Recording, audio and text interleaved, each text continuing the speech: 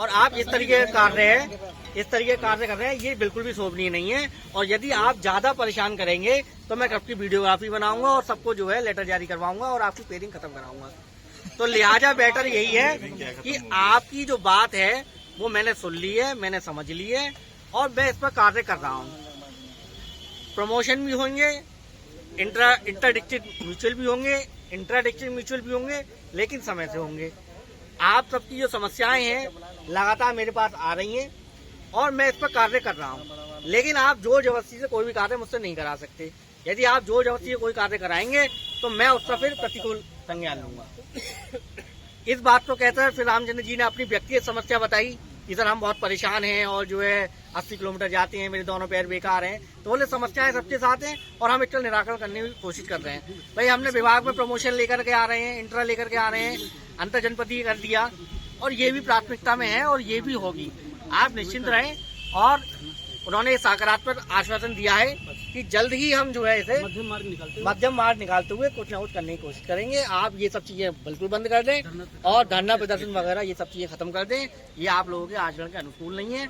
आज शिक्षक दिवस के उपलक्ष्य में मैं कह रहा हूँ कि मैं इसका बीच का रास्ता जो है निकालता हूँ। अब सबसे मुख्य बात यह है, इसका कंक्लूजन ये है, जहाँ तक मैं समझ रहा हूँ कि जैसे सचिव सर से हमारी वार्ता हुई थी, उनका बहुत अच्छा रिस्पांस था। नेगेटिव नहीं बोल सकते। उन्होंने जो संजीव सर हैं और गुप्ता जी और ये अपने शुक्ला जी, हम लोगों ने बहुत अच्छा बोला और इतना अच्छा जितना हम बेस्ट से बेस्ट दे सकते थे।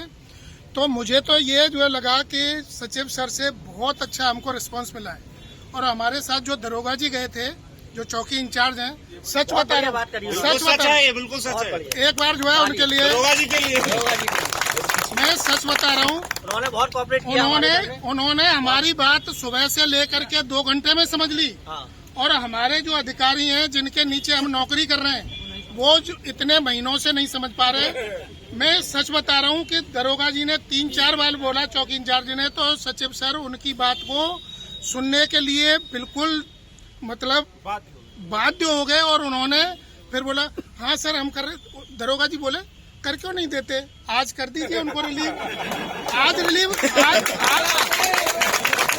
जी बोले था आज रिलीव कर दीजिए और कल वो ज्वाइन कर रहे हैं। इसमें सर प्रॉब्लम क्या है, मुझे तो यही नहीं समझ आ रही। तो वो फिर देखते रह गए कि हम क्या कहूँ, क्योंकि दरोगा जी से कहूँ तो कहूँ क्या, क्योंकि यही तो प्रोटेक्ट कर रहे हैं मुझे और यही कह रहे हैं कर दीजिए।